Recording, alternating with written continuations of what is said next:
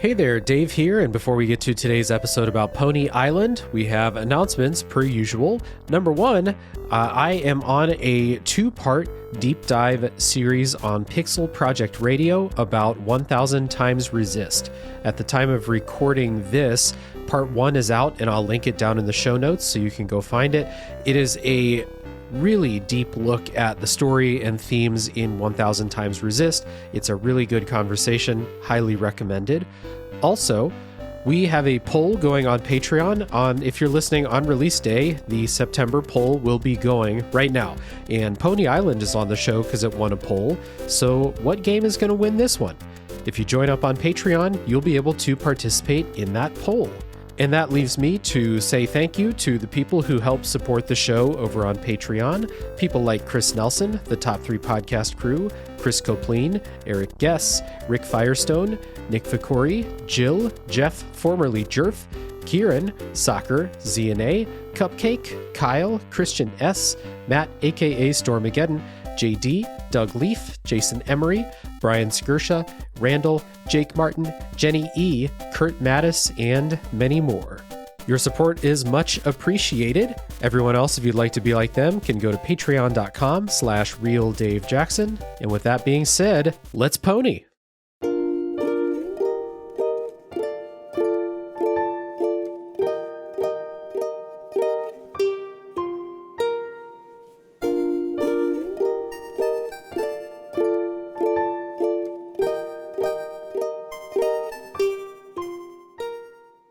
Hello, everybody. My name is Dave Jackson, and you're listening to Tales from the Backlog.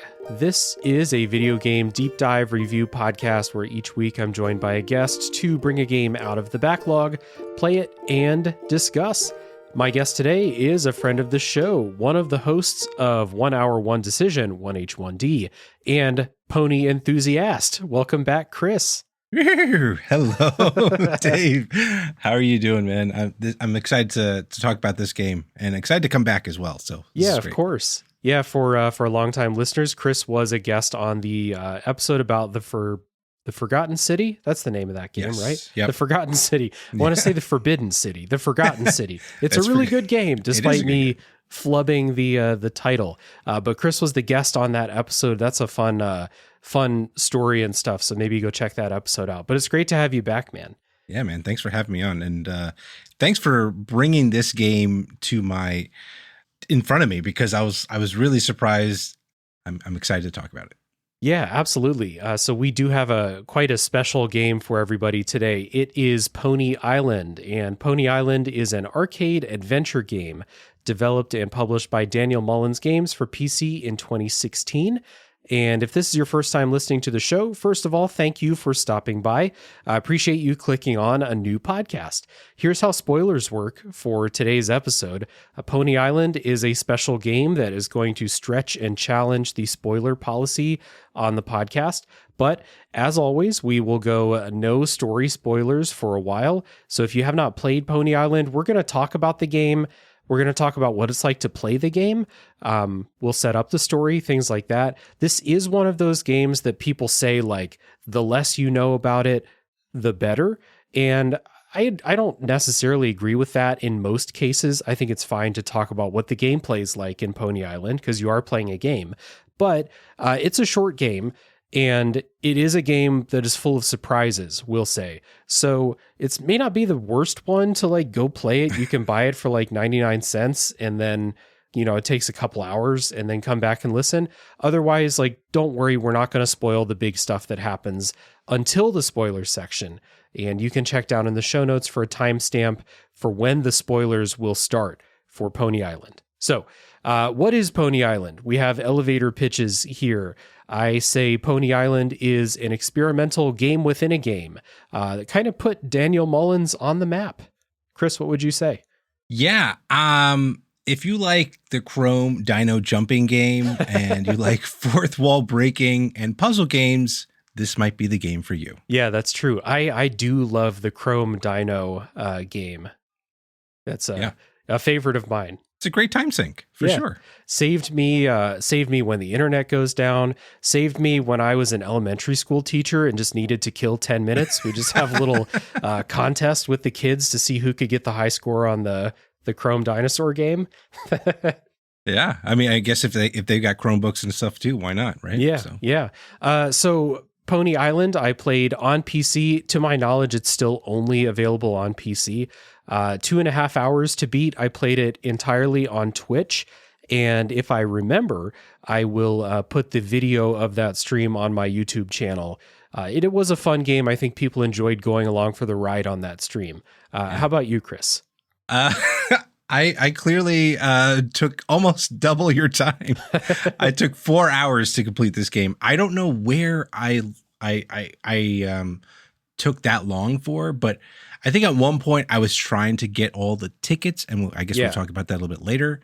And then I just kind of gave up and I was like, all right, screw it. Let's just get to the end. And that's kind of what happened. There are collectibles. So like I can see this game, I can see spending a little bit of extra time in here if you want to get all that stuff. So we always start the episodes out by talking about our histories with the game and with the developer, I suppose, now that Daniel Mullins, since Inscription came out, kind of blew up a little bit. So Chris, have you ever played a game by Daniel Mullins before? When I gave you a list of possible games to come on the podcast, you picked Pony Island.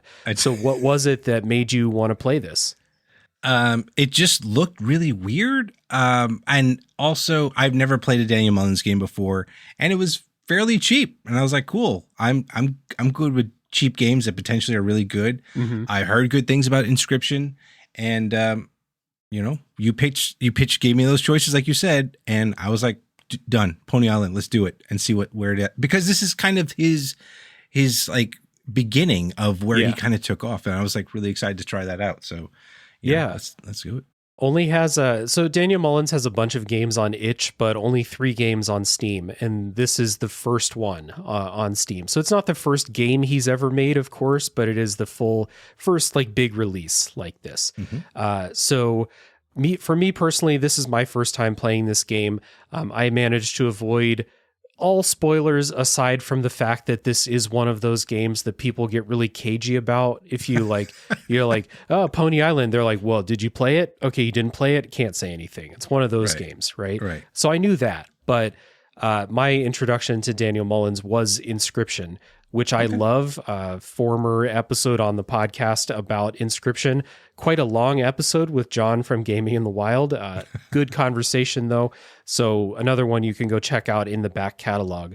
But I loved Inscription. So in that kind of like made me curious, like, okay, let me go check out Pony Island. And now maybe I'll go check out the Hex after this and complete the trilogy. And then semi-recently, as we're recording this, there was the announcement of the Pony Island sequel that's going to come out probably 2025, I'm guessing.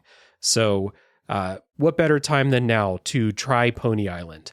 And to get into our opening thoughts here at the beginning, I enjoyed my time with this. I think part of it was that community thing of like playing this on Twitch with people in the chat and things like that. Right. I kind of feel like, so for these games, quote, these games that do meta things, right?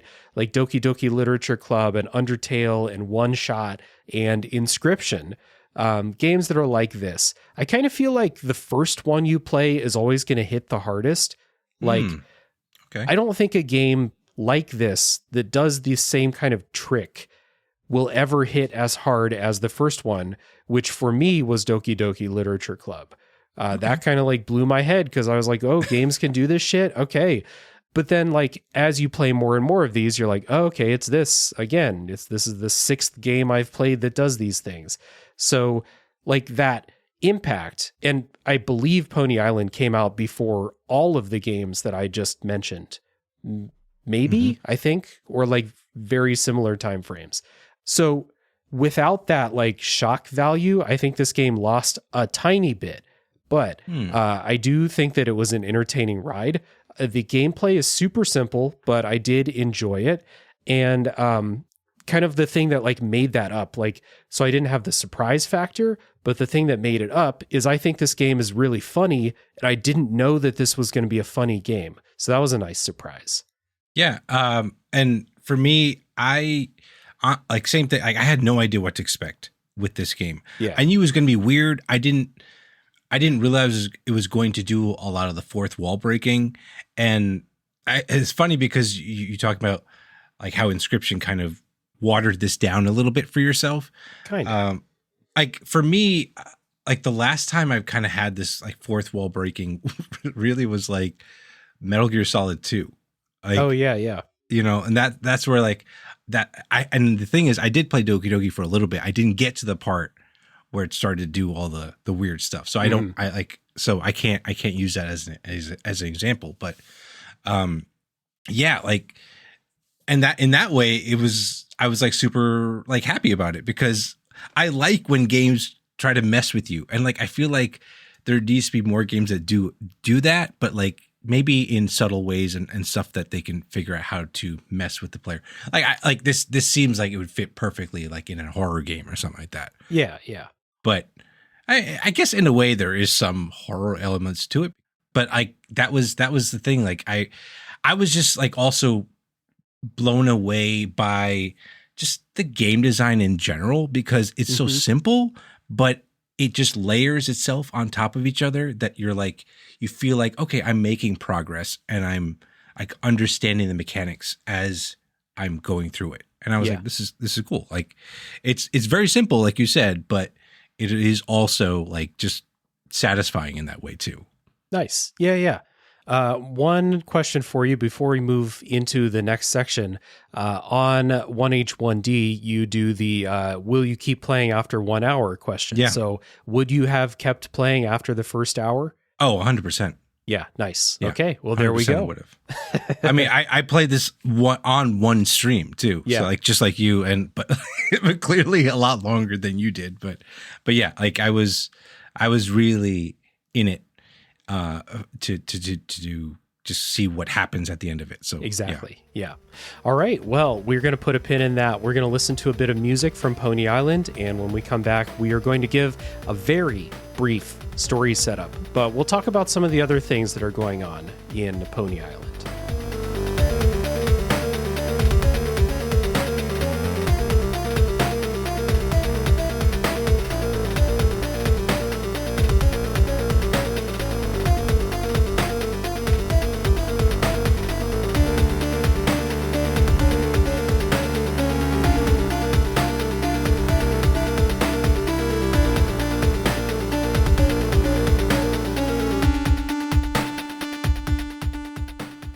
So Pony Island begins as your character starts an arcade machine for a fictional game within the game called Pony Island.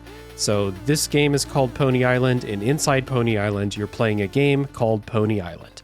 So if you're like me, and I think the game makes you do this, but if you're like me, you always click the options first when you start a new game, and this is where the game kind of sets the tone with you. And by the way, I'm not saying anything else about what happens in the story. Once you start playing Pony Island, the game within the game, you start to see like what's actually going on, where the surprises start to roll in.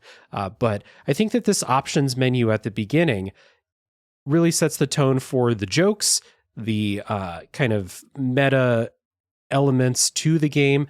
It's a lot of fun. So you can go in, you see like your standard options, you check your anti-aliasing.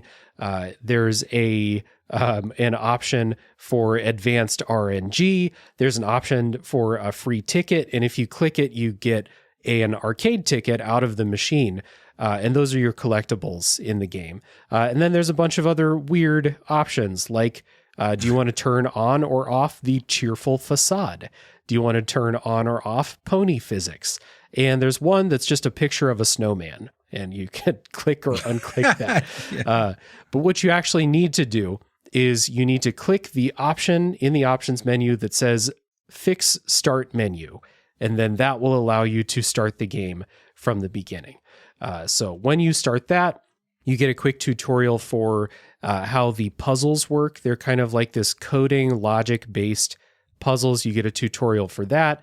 And then the game loads, and the loading bar is progressing across the screen, but it gets stuck. You have to do a kind of coding puzzle to fix it. And then the game begins, the weirdness begins. We'll put a pin in that for now. But this introduction, I think so when a lot of these games that we mentioned, like Undertale or One Shot or Inscription, they take a while to get to this like weird meta type stuff. Pony Island hits you with it right away, like within the first 5 to 10 minutes. 100%. Yeah. And I'm totally for that because, sometimes the build up, like almost like Quentin Tarantino waiting for the bomb to go off under the table kind of thing can get a little tiring. And you just want it to happen. Like the philosophy of like my podcast is if you can't grab me in the first hour, it's not worth my time. And there's so many games out there. You got to hit me in that first hour. Otherwise it's just not worth it. And this game was like, he hit it right there. Like, and I was like, I'm in. Like, this is just so weird and quirky. I'm like, okay, this is very cool. I'm gonna see what's up with it. Yeah.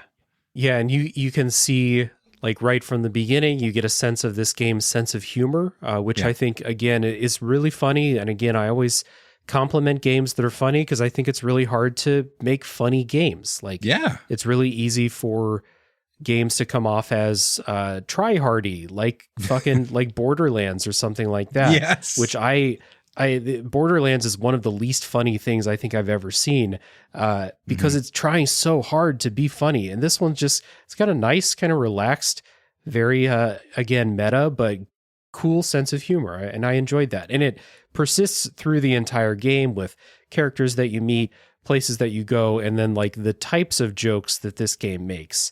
They're not like loud and in your face jokes. It's just like pretty quiet and understated, but funny. Yeah, for sure. And like, even though the dialogue was like fairly simple, I'd say it's still like you made a connection with that other person on the other side of it. And I was like, all right, that makes sense. I was cool with it. So yeah. And then there is one other thing about the story that I wanted to just like introduce here, and we'll dive into it in the spoiler section here. But one thing that I had wondered, because I kind of knew in my heart, I knew Pony Island was, quote, one of these games, it's a game with surprises for you. And so sometimes if you have something like this that gives that shock value, you start to wonder, like, is that all that's here? Is it all shock value? Is there substance to it too? Or is it a one-trick pony that you'll never appreciate after the first time you get that shock, right? Yeah. And Pony Island, in my opinion, is not like that at all. There is substance. There are themes behind the story in this game. And one of the themes that I just want to bring up is this metatextual narrative about people playing games and people making games. Right. And the kind of insecurities that creators can have about the things that they make. And I won't say too many more details about that, but I did think that this was a really interesting thing to weave into all of the jokes and all of the surprises that the game has for you. I think that this is pretty cool and it was unexpected. Yeah, for sure. And it was just, I don't know, like the fact that, you kind of hit it on the head. It was like a one-trick pony, but it is like the fact that it is about a pony and the idea that you're playing a game that is essentially an endless runner or like a Chrome Dino game. Yeah. But there's more to it. And it's crazy. Like, I would love to like have a conversation with Daniel Mullins and like, just to understand like how he like layered all these things together to come to this idea. Like, what was the genesis of this, Yeah. And it'd be fascinating to really hear him talk about this game. Yeah, absolutely. Yeah. And you brought it up, so we'll go right into talking about the gameplay. There's three main kind of modes of gameplay. The first one is this endless runner game, Pony Island. Yeah. The second are the puzzles, the kind of coding logic type puzzles, and then all the connective stuff in between. And we'll focus mostly on the endless runner and the coding puzzles. And they're simple, but part of it, I think, is since we do have this kind of like narrative theme about making games, what's one of the simplest types of games that you could make, I think? A platformer, an endless runner, something like that seems to be like the first type of game that people might experiment with making. So that's what we have here. We have an endless runner. It's called Pony Island, where you run, you jump over trees. Eventually you get an attack. And out of maybe the 2.5 hours of gameplay, I would say, a solid half hour is doing endless runner levels, including the ending, which is, a big one. But this is really simple. So I don't know. I don't play a lot of endless runners. I thought this was fine, that it was simple. How did you feel about these? Yeah, I mean, I thought, again, like he had a good, like Daniel Mullins had a good pulse on like when to start introducing new mechanics into the game. Yeah. And I thought like, you're just kind of like lulled into this false sense of security with, oh, you're just playing an endless runner. And the fact of the matter is like, there's much more to it. And then you like, stuff happens, as we'll talk about in the spoiler wall. Like this is the game. This is the kind of game that is just so frustrating to kind of talk about unless you talk about the whole thing. It can be, yeah. But like I'm trying so, but yeah, it's like I thought it was great. Like just you learn that part, and then he introduces this next part, which is like I guess you're talking about the coding puzzles and stuff like that. Yeah, and it just like it all just comes together in such a like wonderful way, at least for me. So I'm like, wow, well done, sir. Yeah, for sure. And like, I think that if you are like judging Pony Island based on, are the puzzles really great? Is the endless runner really great? Like, I think both of them are super simple. They're not, anything special by themselves. But I do think that it's interesting that since we have that narrative about creators making games, I think that an endless runner is a good type of game to have in there. And once I realized that was what was going on, I can kind of forgive the game within the game, Pony Island, the endless runner, for being simple. It's not very difficult. Most of the time that I died during that is just because I got too like, cocky and was just like, not timing my jumps the way that I probably should be. Nothing is really that hard.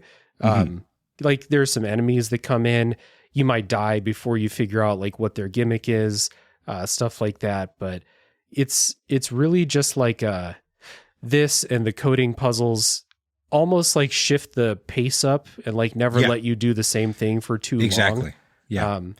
And the music during the Pony Island sections is really great too. So like that really helps. I love those. You're absolutely right with it. Like with both, like he just knew, okay, this is probably taking a little bit too long. Let's switch it up. And then the idea of just like, even the endless runner, adding the complexity of it, right? Like adding not just the jumping, but then like you have an attack that you eventually get. But even getting that attack is like another mechanic too that we could talk about later. But it's just stuff like that where it's like, it just didn't feel boring. I don't know, like a regular endless runner. Like you're right. Like if you were to just have the endless runner, if you had just coding puzzle, it wouldn't work. The fact that he was able to marry these two mechanics or these styles of games together is like, well done. And also well done to the QA team that worked on this too, because you have to have that balance too, right? Like you have to be able to tell him like, hey, this isn't working and whatnot. And he's able to get that feedback. So yeah, all the puzzles are pretty short. It might take you a couple minutes to figure them out, but you're not sitting there doing consecutive puzzles for 20 straight minutes. Like that never happens. And you're very rarely spending a ton of time in a row doing the endless runner stuff too. So it's constantly switching up what you're doing. And when you're not playing either of those games, maybe you've got narrative surprises coming your way. So the time kind of flew by when I was playing. The coding puzzles use coding as a shorthand, even though I don't know shit about coding. So it might be the wrong word, but it is kind of like a logic-based puzzle. What it is you have a key that is automatically moving down these columns, and then you might have multiple columns on the screen. And the objective is to get the key past obstacles to get it to the end. And the way that you do that is by changing the rules of like what's in the lines as it moves down from line to line to line to line. You can insert things that will say, okay, move to the column on the right. Eventually you have ones that will like skip over stuff. You might need to make the key pass over something in order to build up a certain stat or something like that. Right. It's like you said earlier, especially with these puzzles, the slow ramp up in complexity so like the endless runner sections never get to a point where they're like difficult. Right. I thought there were a couple of the puzzles late in the game that were legitimately challenging. Yeah. And I had to I was sitting there on stream just like, what am I missing here? And I think for one of them, I had to get the chat's help to solve it. Oh yeah, 100%. Partly because like you don't want to be on stream and just sitting there staring at it like an idiot. But I did that. That's why I took 4 hours. But I did like the slow ramp up in complexity with these puzzles. And I thought these are like, would I play a 5-hour game that was nothing but these puzzles? Probably not. But for their role in Pony Island, I thought they were cool. Yeah, totally. And oh, man, it's like, there's more to it, but I'm like, okay, we can't talk about it right now. All right, yeah. We'll just keep going. We'll just keep going. Yeah, for sure. We can give credit to the music, which I mentioned before. The composer is Jonah Senzel, who I looked up also did the OSTs for the Hex and Inscription. So nice working partnership there between them. And again, I haven't played the Hex. The Inscription soundtrack is fantastic. Right. And the Pony Island soundtrack is very different, but also I think really, really good. Totally fits it. Like and just the kind of that, where you're playing one style of game versus another. It just like he just knew how to hit it on the head with like the feeling that the player would be playing. Yeah, that would be playing with this like emotion. Like it was just well done, very well done. Yeah, for sure. What I like about this, so you're playing an endless runner. It has these, old school PC looking graphics, right? Like 16-bit type of graphics. And the music fits that style of sound too. So it's very melodic. It sounds extremely video gamey, pretty catchy too. Like by this point, people have heard it in the episode, but I really like it. But underneath that, like super video gamey sound that might accompany a game, an endless runner called Pony Island, there's a little bit of a sinister tone to the way it sounds, which fits the rest of the game. It's not a horror game, not so much as Inscription is like spooky from time to time. I never got that from Pony Island, but it does have that kind of sinister vibe to it, which I think it's a nice mix. You've got that ominous tone, but this real catchy chiptune going on. It's good. Yeah, like I was definitely grooving to the game while I was, gnashing my teeth at the at some of these puzzles, these coding puzzles. But yeah, it was good. I had a good time listening to that soundtrack. Yeah, for sure. Also, the kind of visual aesthetic I think is worth shouting out. It's that, like I said, old school PC looking game, that low fidelity, kind of grimy, because again, you're playing like your character in the game is playing an arcade machine, and the arcade machine is a little grimy, kind of dirty. I kind of like that vibe of it too. It's not pristine looking. Right. Yeah. And there was that part of it, but then there was, I thought the visuals, it threw me off when you could see the person's hand, like your player's hands too. I was like, oh wow, like this is actually pretty well rendered too. Oh right, like, yeah, because it's a totally different style of graphic, but from like the arcade machine. But then like the world that your player character is in is rendered in 3D. Like yeah. And it's like I thought it looked pretty good for what it was. Like not bad at all. It was nice to see that. Again, this guy's like Daniel's freaking so talented. Like I was like surprised about this whole thing. Yeah, for sure. And yeah, like it just fit everything to a T. Like I don't know. I'm just gushing over this game I'm so excited to try the other games in this in his library, so to speak. And the Steam summer sale's going on right now as we're recording this. I'm like, I think I'm gonna grab these. Good time to pick them up.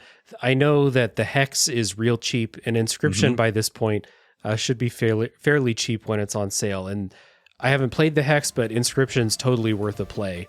Yeah. And that's another one that like Inscription's quite a bit longer, like 20 hours or so. Oh wow. Okay. But it also, similar to Pony Island, does not waste time getting into, hooking you into the game. Got it. Okay.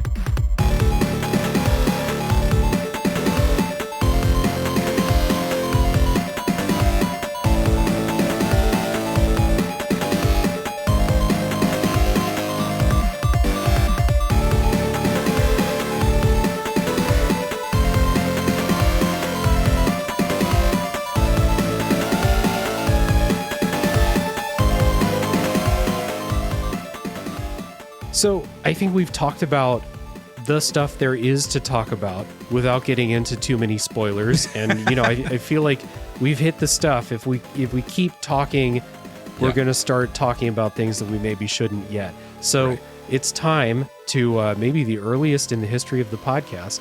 Ooh. It's time to give our final thoughts and answer the question, Chris. What kind of person would you recommend play Pony Island? Anyone that has a PC. No, I mean, like it's such a weird experience. Like you have to try it. I think honestly, you have to try it. And it doesn't take that long of a, like you could finish this in one sitting. Yeah. Like you and I both did it. Like it's possible to do it. And just to experience like what this guy was able to do, just phenomenal work. And I'm here for it. I'm here for him to see what he has in store for Pony Island 2 and the rest of the games that he's done. So yeah, 100%. Yeah, absolutely. Like I think that as long as somebody is up for an experimental type of game like this, then it's a pretty easy recommendation. I mean, it hits all like the pillars of easy recommendations, right? It's short, it's cheap, and it will probably run on any PC that, has come out in the last 15 years or something like that. So like, as long as you have, like Chris said, as long as you have a PC that can run games made in this century, right, you can probably play Pony Island. And I it's an easy recommendation. Like, also it's funny. If you like games that are funny, give it a shot.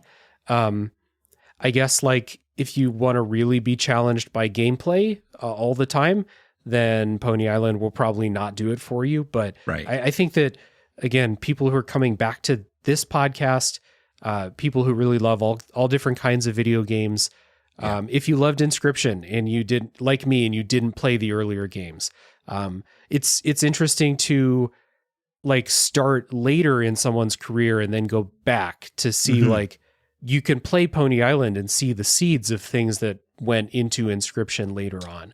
So definitely.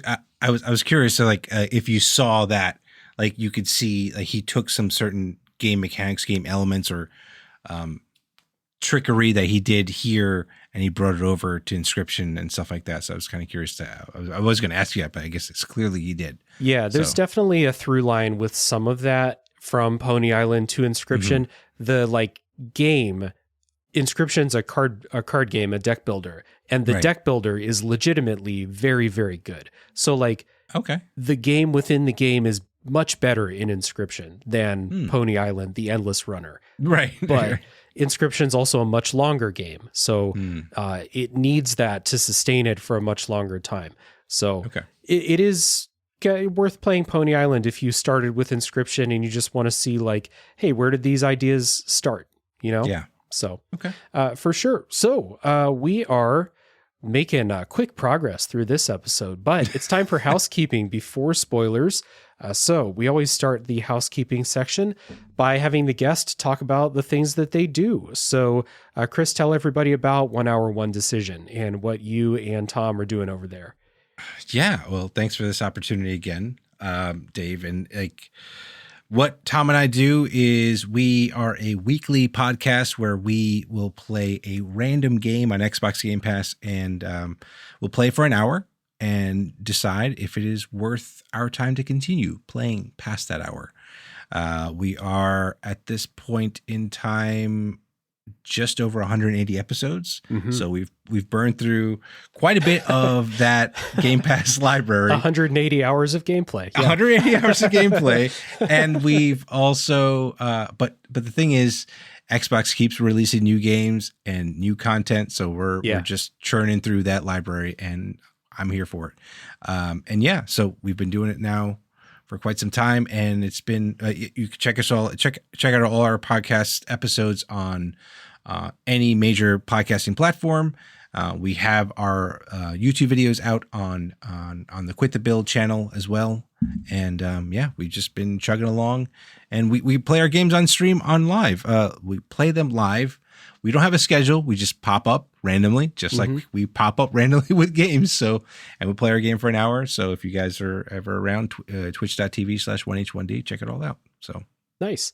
Yeah, it's a good show. I told you all the time ago when we did the Forgotten City episode, but it's a show I listen to all the time. It's nice. You're often covering games on the show like you would expect, because you do legitimately, they're not just saying they play random games. Like legitimately, you will press the pick a random game button and just be like, all right, never heard of this. Guess we're playing it. Yep. So there are a lot of games that other podcasts are not talking about, and I appreciate that. And the episodes are fairly short, about a half hour for every episode. So really easy, informative listen to get a sense of what a game is offering at the beginning. Definitely recommend people check out 1H1D, and I will put a link down in the show notes so that people can easily find that, follow you guys on Twitch and stuff like that. Thanks, man. Appreciate it. For Tales from the Backlog, as always, I know it's been a very short non-spoiler section here today, but we would appreciate, as always, ratings and reviews are helpful. If people are searching for podcasts about Pony Island, they might find this one or, any of the other games I've done on the podcast here. That's very helpful. Also give my dog a blueberry if I get a review, and he loves blueberries and he's a good boy, so help him out. And you can also join the Discord server, where you can join the conversation, of course, about games on the podcast and about the podcast. But also the Discord server is a lively and friendly community of people who hang out every day talking about the games they're playing. We're doing our backlog resolutions challenge still for 2024. Pony Island was on my list for my backlog resolution, so I got to check that one off when I finished it. We have a bunch of people doing that. It's a lovely place, and there's an invite link down in the show notes so you can join also. If you want to listen to my other podcast, it is a comedy show, top 3 list podcast. It is called a Top 3 Podcast. And last but not least, if you want to support monetarily, you can do that at patreon.com/RealDaveJackson, where Pony Island is on the show because it won a poll. Every month I do polls for a game that I'll cover on the podcast, and Pony Island was the winner of one of those polls. So if you want to have a say in what games make it on the podcast and you want to just help me out, throw a couple bucks my way, patreon.com/RealDaveJackson is the place. So with that being said, Chris and I are going to take a break, and when we come back, full spoiler time, the gloves come off for Pony Island.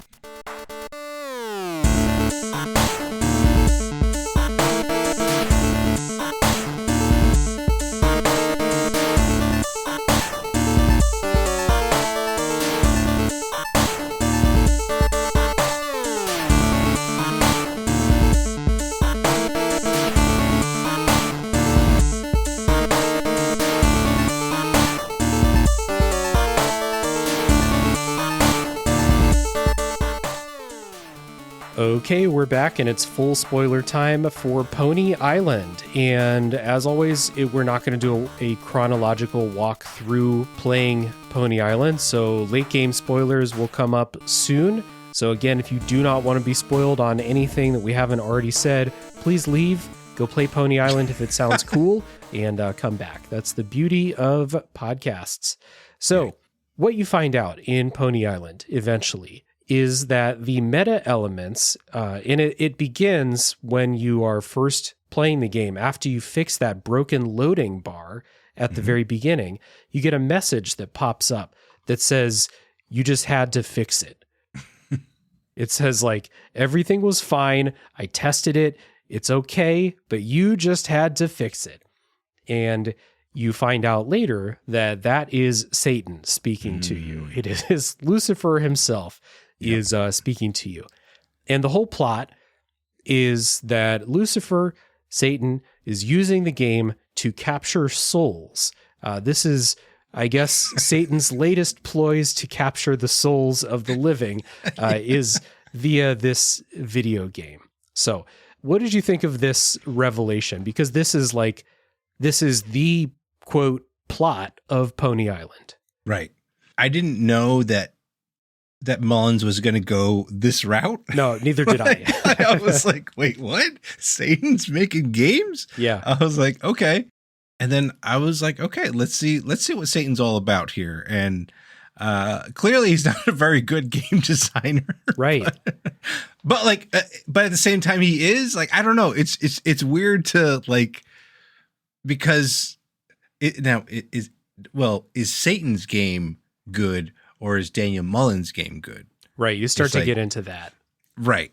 And it's like, okay, well, the endless runner part is just an endless runner like we talked about. It's like, and I think the idea is that, you know, if we're going to talk about this, like Satan sees people be like, oh, they're just going to play these mindless games and that'll allow me to harvest their souls very quickly. Yeah, I think that this is like a little bit of commentary about, remember the satanic panic about video games and D&D and stuff like that.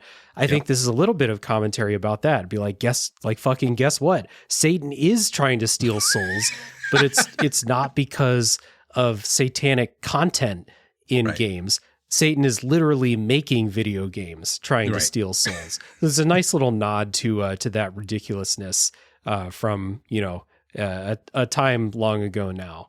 Yeah. Well, it's still there. For some, it's still there. Yeah. It's still there. Boy, if you still think that video games are satanic and evil, it's got to be exhausting because there's just so many more video games now. Right. Yeah. But I know there are still people like that. So I guess what you actually learn, and like, I think you watched the video about like the real story of Pony Island.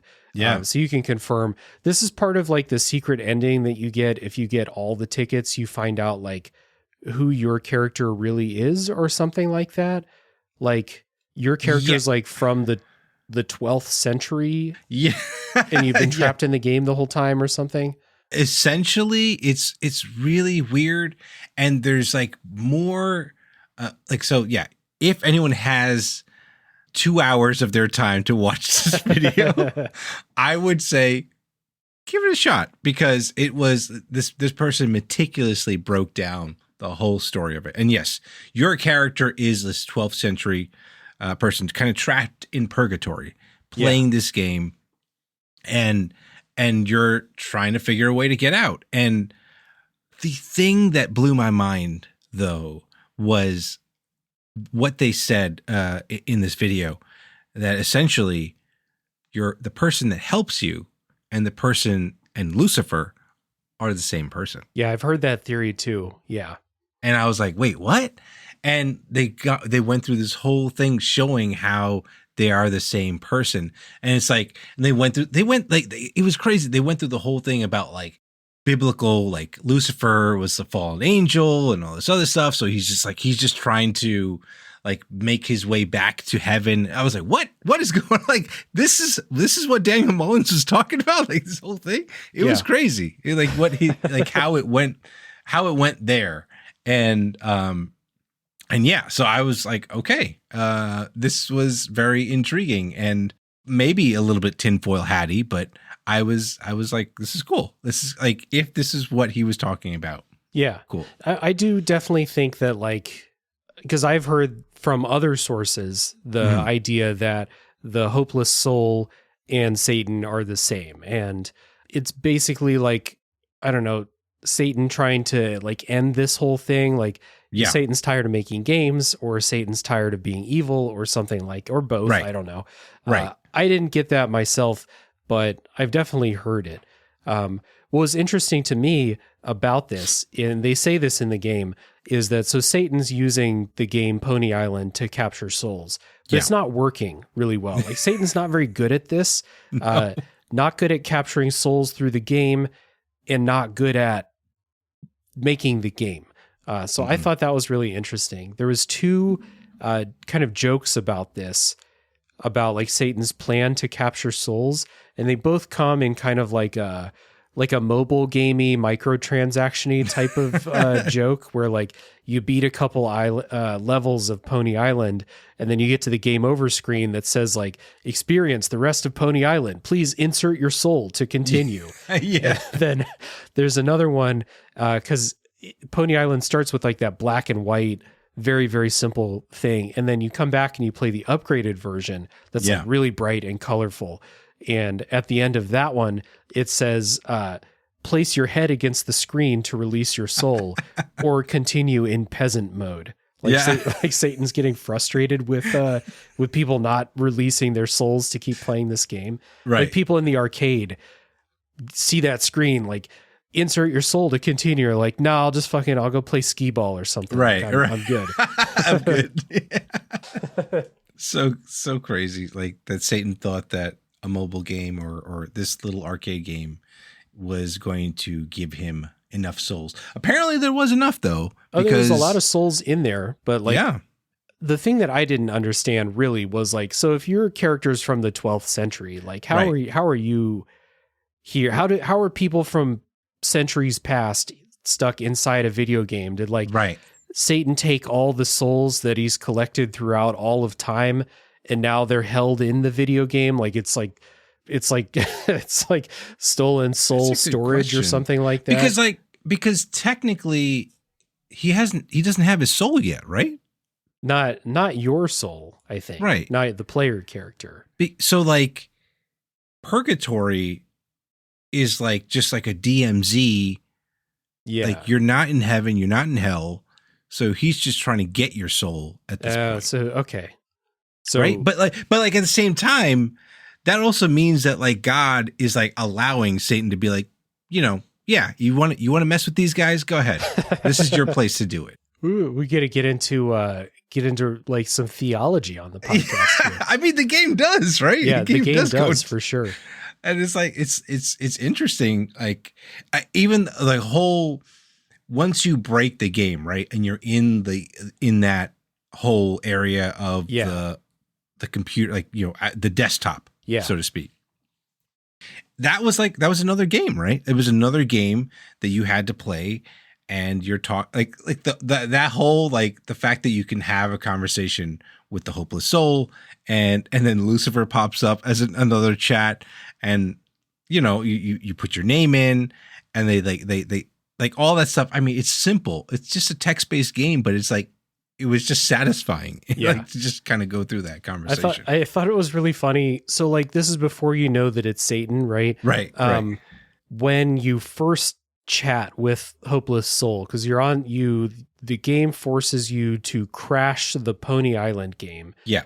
To get out of that. I think it's maybe even to get out of that, like, enter your soul screen or something like that. Yeah. And you go to the desktop of the arcade machine, and you get a chat message from the hopeless soul talking about how they're stuck in the game, and let's work together. We can get out of this. And then another chat box pops up, and it's from Satan. And it's like, hey, who are you talking to? Yeah. Don't talk to them. I thought that was really funny. Yeah. So good. And apparently there is a point in the game. I didn't see this, but I saw it in that video. Yeah. But if you go to a particular, if you like log into a particular section, you'll see the hopeless soul making a portal, and you're like, wait, and then he disappears, and you're like, what? Like, and again, that kind of reinforces the fact that they might be one and the same. Gotcha. They're just playing both sides, and it's like, whoa, like. But I didn't get to that part, so I don't know. I can't verify that, but obviously there's screenshots or video of that too. Yeah. So I'm like, whoa, it's like there's just so much stuff that like if you keep unraveling or like peeling the layers off here, you see there's just like more to it. And I was like, damn, like the fact that this guy had this much foresight to think about, well, if a player is going to go here, then I need to make sure I have this kind of opportunity. Yeah. Because like even like the fact that like there's like certain passwords and stuff like that you and like names that you use, he takes into account. Yeah. So it's like it's crazy. And not crazy, but like it's cool. It's cool that he did that. But. Yeah. I mean, so I talked about this in the non-spoiler part, but like these meta elements that you start to get into this, like you're playing a game within a game, and now you're crashed to like the operating system behind the game within the game. But then it also gets into these meta elements with like you, the player, and it doesn't do anything with like your file system like some other games do. Yeah. And I was expecting that, and I was kind of freaking out because I was like, oh shit, I'm on stream doing this. Like, I have to stream like, my desktop or something like that. Right. Or like my file explorer looking for this shit. But anyway, it doesn't quite do that, but it does get into this whole thing about the way to delete this or escape is you have to delete these core files within the operating system of the game. So those are your like objectives. You have like these 3 boss encounters before you break those. Most of them are puzzles. Like you have to do the puzzle thing. The one that I thought was the best one of the puzzles was the one that was like you take turns placing things on the puzzle. Yeah. Like a tic-tac-toe type situation, which I thought was a really good puzzle. That was fun. Yeah, that was cool. I mean, for me, I love the fourth wall breaking. I thought the last puzzle was great because of that. Yeah. But I agree. That second, like again, but they built up, right? Like the first one was very simple. Like you had 4 locks that you had to unlock. Yeah. And apparently though, if you talk to that boss, he tells you to tell something to the last boss. Oh, okay. And in that, I was like, oh, what? Like, again, this is all stuff that you learn.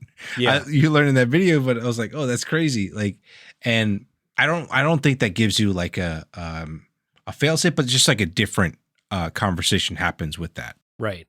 But yeah, like it was just, again, like how they had layers upon layers, and then like the fourth wall break and the third one. Yeah. I don't know why like the Steam notifications just like really threw me off. I was like, what is going on here? Why is this guy texting me right now? Right. Yeah, I won't name the other game that did this exact same thing, but I have played another game that does this with your friends on Steam or on PlayStation where I played it. It did the same thing. But so for people who maybe didn't play and are just kind of listening along, you get into a dialogue boss battle with this third like guardian of these core files. And this boss just asks you a series of questions, like memory questions. And they give you the instructions, look at me the whole time. Don't take your eyes off me. Answer my questions. And then stuff starts to pop up around the screen to distract you, like a pony pops up down in the bottom, and like the boss goes on this thing about, how wonderful the pony is, but then there's information that the boss says that you miss because you're looking at the pony. Yeah. But the big trick is that it pulls someone from your Steam friends list, and it mimics like they're sending you messages. And it's after the boss asks you, like, type in something disgusting, I think. They say, type in something vile. And whatever you put in, you immediately get messages from someone on your friends list being like, whoa, what the, what? That's what you wrote? And that was funny. Also, just a quick shout out. The person who it picked for mine was a friend, Chris Taylor, who, if you know Chris Taylor, Chris likes to talk a little shit from time to time. So it's like the perfect person to pick from the friends list to message.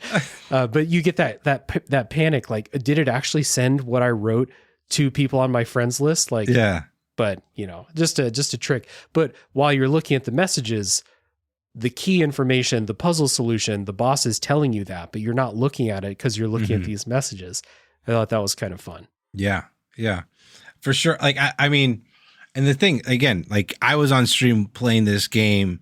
I looked at those messages. I was like, and then I immediately messaged that guy. I was like, dude, what the hell are you doing? Like, I'm on stream right now. Stop. And he's like, what are you talking about? I'm like, oh, it's the game. Got it. Yeah. Okay. I guess the one thing that gave it away, that like I wasn't fooled by it. Right. You get that quick panic where like, wait, what? Huh? But then you sort of be like, well, who sends messages on Steam anymore? Like they would just send me a message on Discord, That's true too. Yeah. I mean, every once in a while I'll get those messages on Steam. So sometimes. I was like, maybe this is real, but no, I was a fool. That was it. Those meta things were pretty fun. And there's one more. I want to save it for after we do like the last kind of talking point. Then we'll talk about how it all finishes.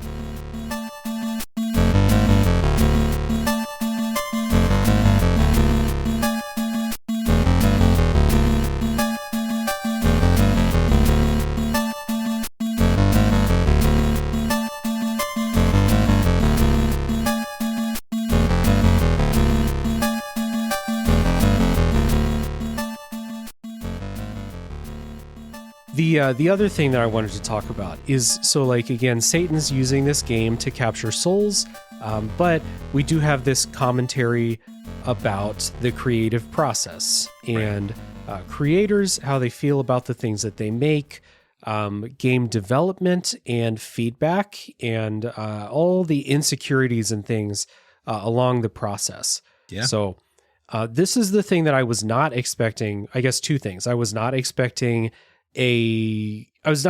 this game to be about something.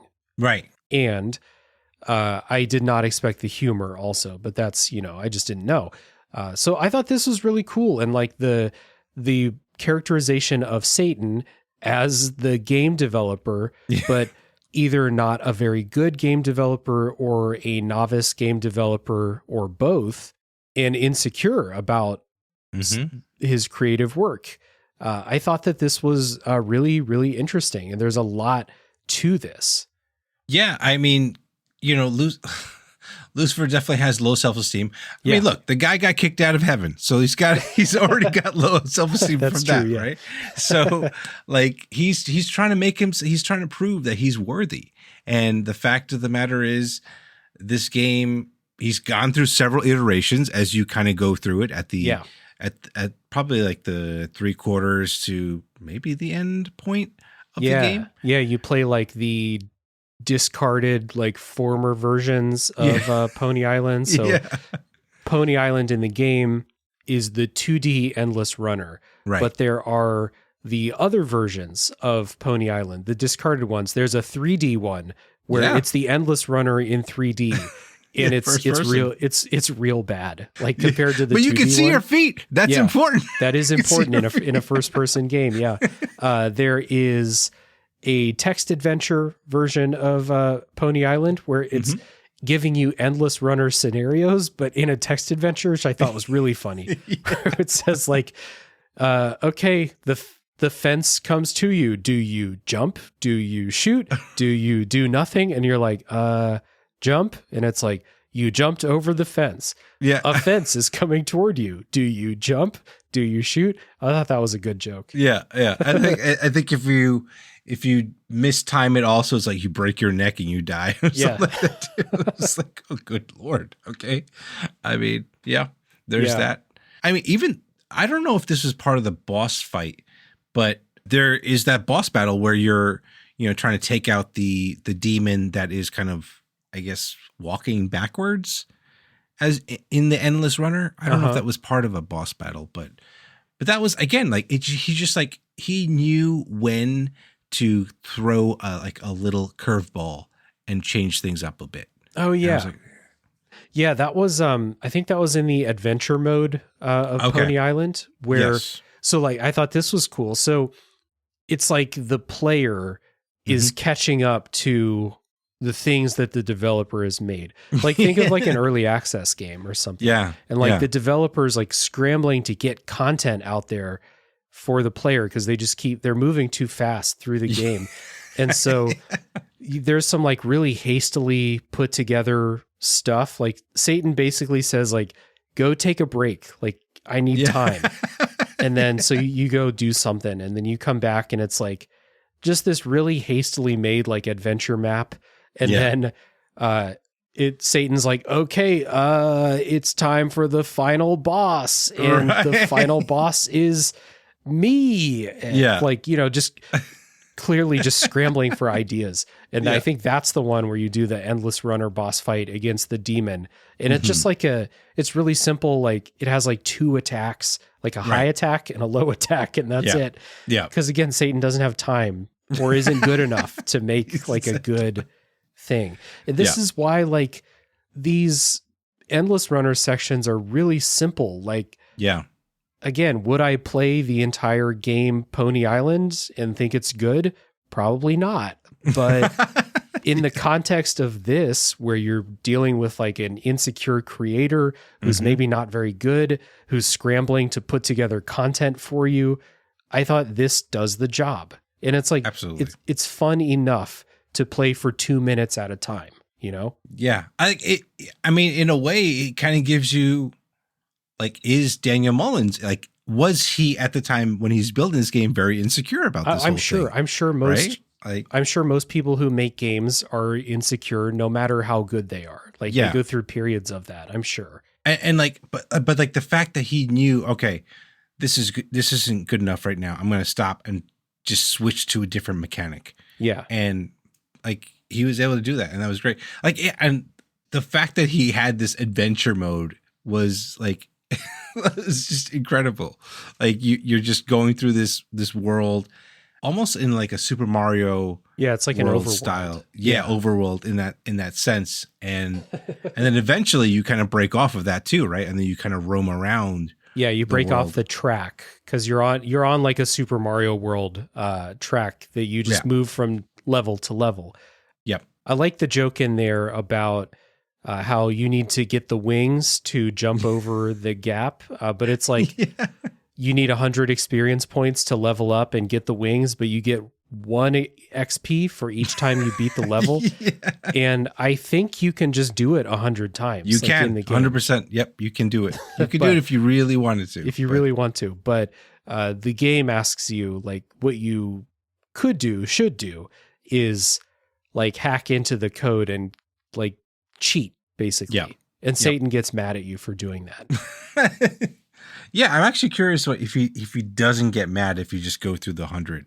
I would assume so. It seems like there's, like you said, a lot of situations where Daniel Mullins thought of a lot of different scenarios. So I would guess that Satan might have a different joke for you if you do that level 100 times. Right. I just thought that this was, I didn't expect this game to be about imposter syndrome and creators with low self-esteem or creators who feel the pressure to meet the needs of their audience or stuff like that. And I mean, this is something that you don't have to be a game developer to identify with. You can be any type of creative to know the feeling of being like, is what I'm making good enough? And feel the pressure to keep making stuff as you go. Because that's what, I mean, I don't like to use the word content to describe what I make, but I mean, it is. And people are looking for stuff to listen to play. They're looking for stuff. And if the well dries up over here, they'll go somewhere else.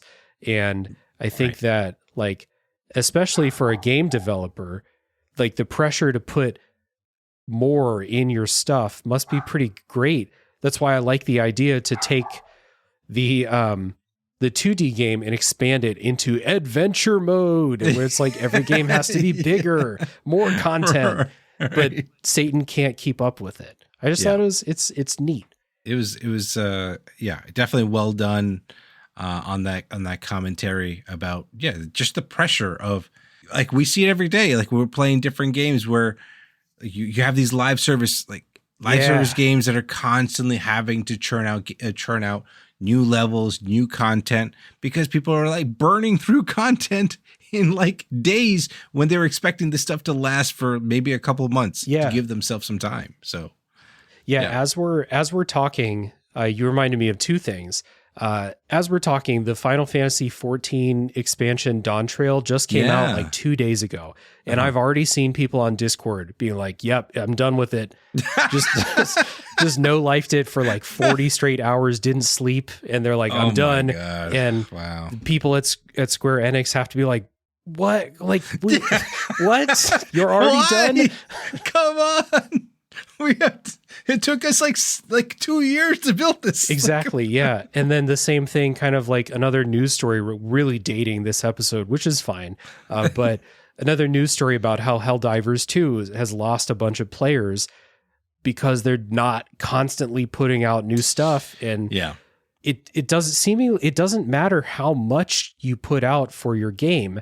There's always going to be people who burn through it super quickly. And then I imagine it's a rough place to be in as a developer, especially for a live service thing, to just be like, well, shit, like, we worked really hard on this and people no-lifed it. And now they're mad that they don't have new stuff and we're losing people from our game. Right. It's that always like that 1 to 5% that complains and that complains the loudest, that everyone else is like, oh, well, maybe I shouldn't jump on this anymore. So, but the other people, maybe the regular players, and Helldivers is an interesting example because they're a small team. They're not Bungie, No, they're not Blizzard. So like, they're a small team now faced with like the idea that they have to meet the demands of all the people who play the game constantly. And if you don't continue putting out new stuff, you're going to lose those players. And that's what's Helldivers still has like a healthy number of people the last time I checked, but they're not at the top of the Steam charts anymore. And it's just because like they couldn't keep up with all those people. And that's kind of here in Pony Island, the same type of idea. Yeah.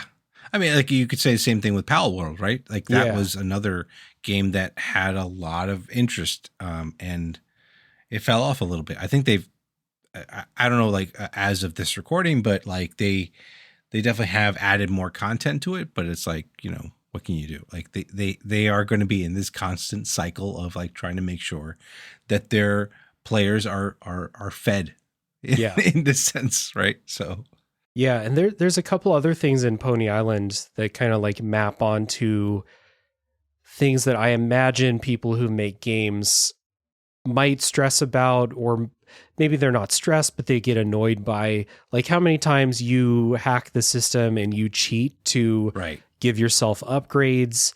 It could be how someone might feel if like you build a level of challenge and then people are like, I'm going to mod the game so I'm invincible and I have a rocket launcher and stuff like that. Or I'm going to use console commands to make myself invincible and level 7,000 and stuff like that. Exactly. Yeah. There was a really... Go ahead. No. I was just going to say, like, the fact that you have to hack to get the wings and then the lasers and all that stuff is just like, that's just how people are right now. Well, that's funny because like you have that where like people are like, I don't want to do the grind to get the upgrade. I'm just going to hack it and make myself, super powerful. But then you also have the other side of that where Satan, the game designer, has designed an insane, again, mobile game level of grind to get that upgrade. It's both sides. Like no one is really in the right in those situations. I guess like the people, if you want to cheat to give yourself stuff, like, go ahead, cheat. I don't give a shit. But you're not like engaging with the thing that the person made. Yeah. In the way that was intended, I guess.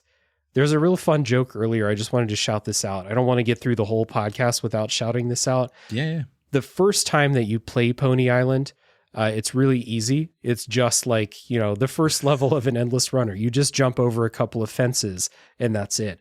And Satan gets really mad about like how quickly you got through it. And then Satan puts you in the game again and is like, okay, now try this one. And there's these skulls that kill you instantly as soon as they spawn on screen. And so it's impossible to beat. Like you can't avoid them. They form a circle around you and then come kill you. And then after a couple times you die, there's a message on screen that Satan says, "My game is difficult but fair," which I thought was really good. Yep. That's where we heard that before. Difficult but fair. Yeah. I mean, every Souls like, I don't know. Exactly. Yeah. So yeah, it is what it is. But it was, he just hit the nail. I mean, and it's still relevant, right? Because people are still making Souls games. Oh yeah. Still making difficult games, which I'm starting to come around to be honest. Like, you played a bunch of Elden Ring, didn't you? I did play Elden Ring. I did play it co-op though. Yeah, that you played Elden Ring. Don't qualify that. You played it.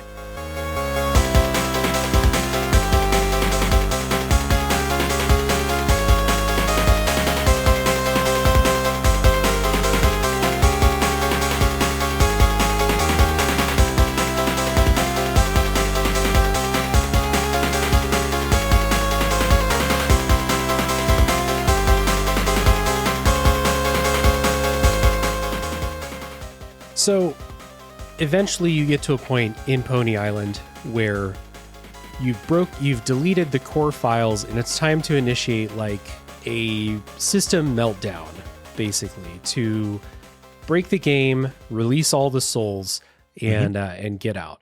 So eventually it's found that like it's told to you, I think the Hopeless Soul tells you that like you need to uninstall this game. Right. And this was another clever like meta joke about gamers. They said like the goal is to get you to uninstall the game to release all the souls. The only way to get you to uninstall the game was to make you play the game. And I thought that was a joke about all of us on Steam who have all these fucking games and never play them. Yeah. So you need to uninstall the game. You initiate this meltdown and you do this big Pony Island escape endless runner section where there's a ton of stuff on screen. The music's going wild. You don't have lives in the game. Like you can't die, but you have a bunch of other souls trying to make the escape with you. And it keeps track of how many of those souls die. Yeah. Is it possible to get out with none of them dying?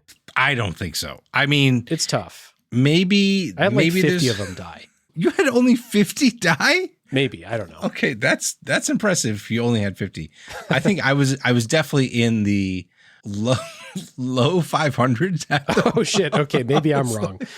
So I was like, it's. I mean, and it's funny because as you're going through this, you see the souls just like dropping as you're like, oh no, I'm trying to save them, but like you can't, and it's just constant stuff that's going on the screen that you're trying to get rid of Satan at this point. But I don't know. It's just so weird, but so satisfying at the same time. Yeah, I looked up my Twitch video real quick just to see the death count. I'm at 63 missing. So yeah, I did make it through without losing a lot. That's but impressive. yeah, it's like this parade of like, ponies and unicorns and like there's some flying and stuff. And as you get further into this, like you start to get into like weird file stuff. Like it just keeps saying missing texture on the screen as you're like going through at the end, and the game, the game within the game uninstalls.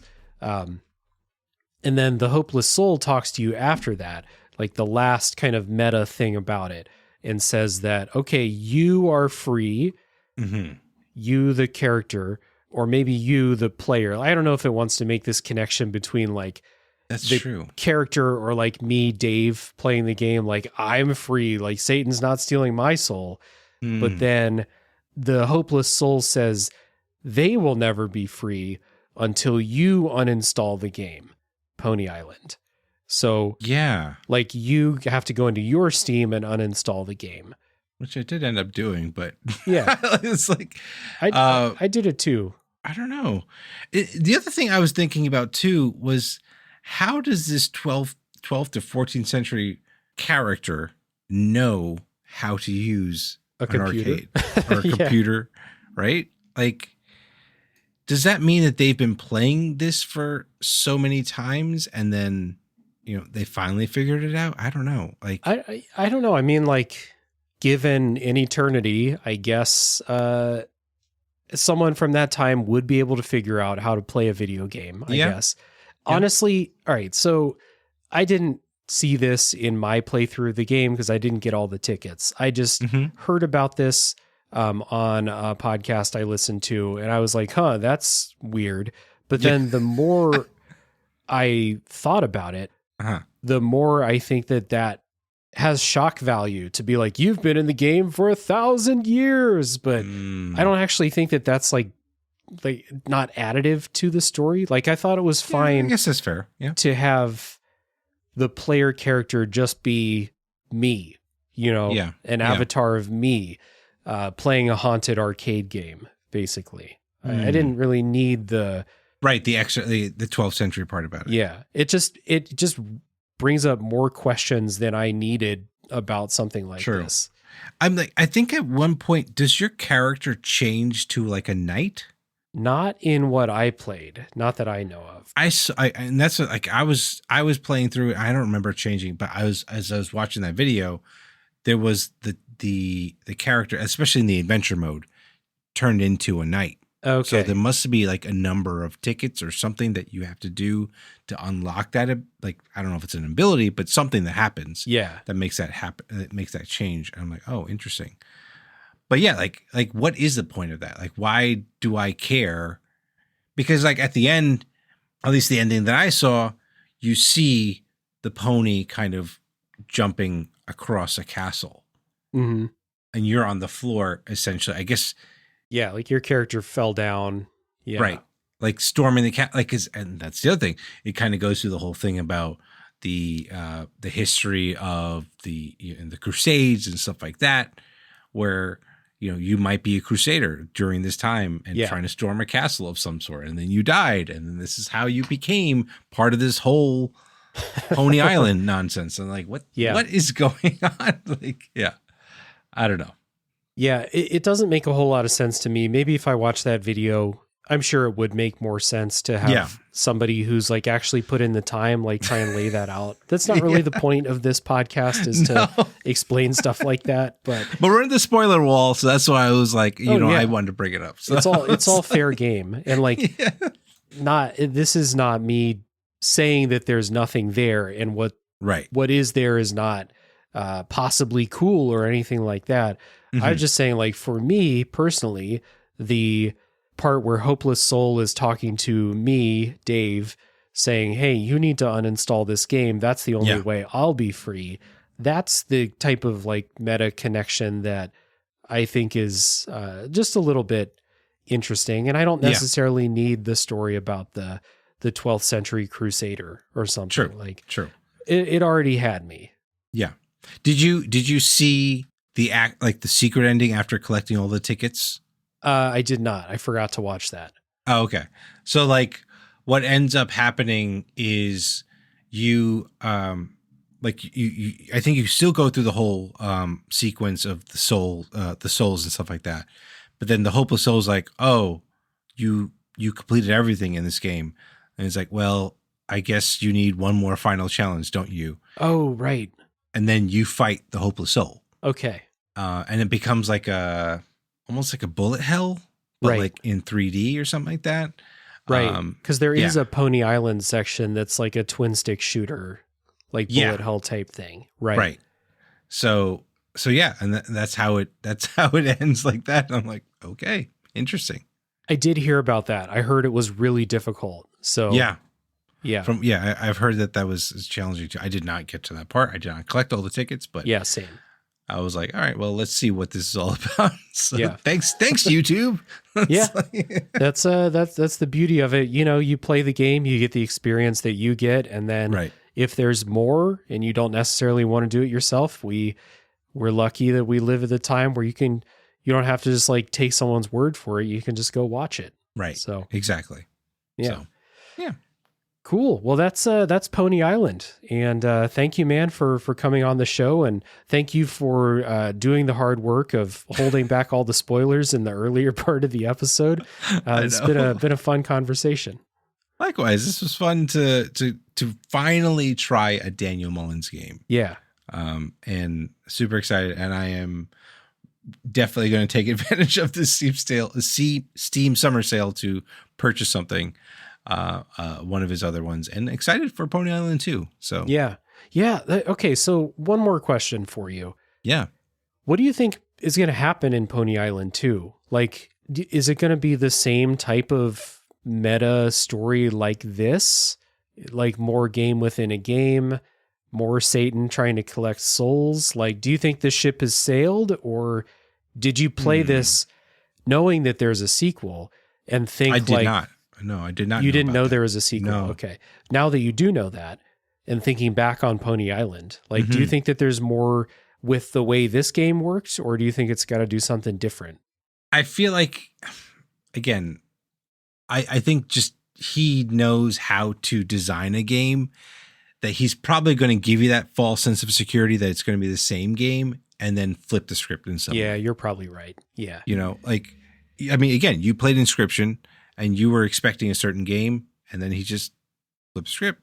Yeah, and absolutely. I heard about the Hex, and the Hex is, from what I understand, very much like the Hateful Eight. That's the way that they describe how that game plays. Okay. So that's why I'm really excited to try that game out. Okay, hell yeah. Yeah, I think you're right. Like, probably like the name Pony Island 2 seems like it might be a false sense of security that you're like, okay, I played Pony Island, I know what's up, and then you start playing, you don't know what's up. Yeah, so how long has it been since Inscription's been out? 2021. 2020. Okay, so 3 years and for sure, I'm sure he had ideas along the way for a sequel to this game. Yeah, probably. So yeah, he's got something up his sleeve for this. Yeah, and I think, like, Pony Island is good. I think this is a good game.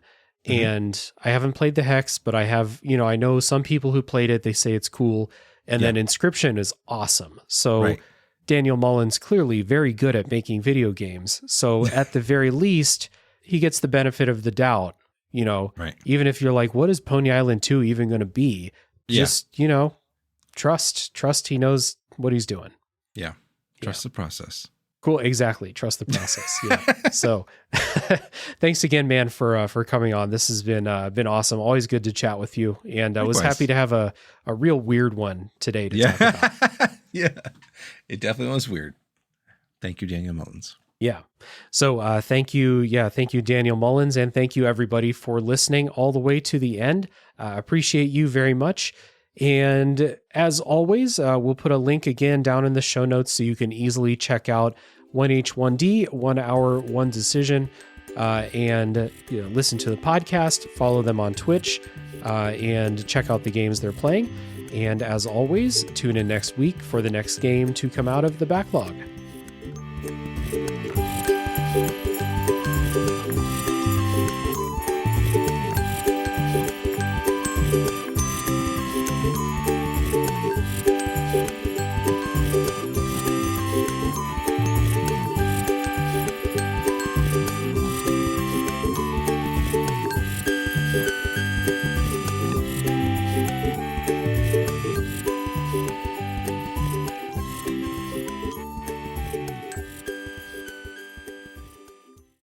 Do you have a gaming subscription service like Xbox Game Pass or a crazy backlog and don't know what to play next?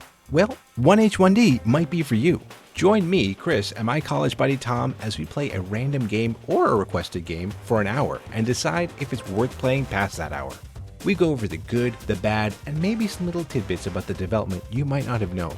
Got 30 minutes? Give us a try, and if you like it, throw us a 5-star review. Try something new. You never know what might be your next favorite game. Hello, my name is Andrew. I'm Dylan. And I'm Aubrey. And we are your friendly neighborhood gamers. Our podcast aims to cover the world of video games from the perspective of the average gamer. Whether you casually play games on your phone, have a high KD in Call of Duty, or you're somewhere in between, we believe that makes you a gamer, and our show is for you. Since our podcast started in 2022, we have done deep dive episodes on over 40 games, including The Witcher 3, Diablo 4, Marvel Snap, Cult of the Lamb, and more. We've also discussed a wide variety of topics such as video game music, toxicity in gaming, cozy games, games based on Star Wars, and video game genre definitions. Additionally, it's our goal to use our show to shine a light on other awesome creators by inviting them onto our podcast for interviews. We've had the pleasure of talking to podcasters, streamers, cosplayers, musicians, authors, and Donkey Kong record holders. If any of that sounds interesting to you, we would love for you to check out our show. You can find us on all of the podcast platforms, YouTube, and on our website, fngamers.com.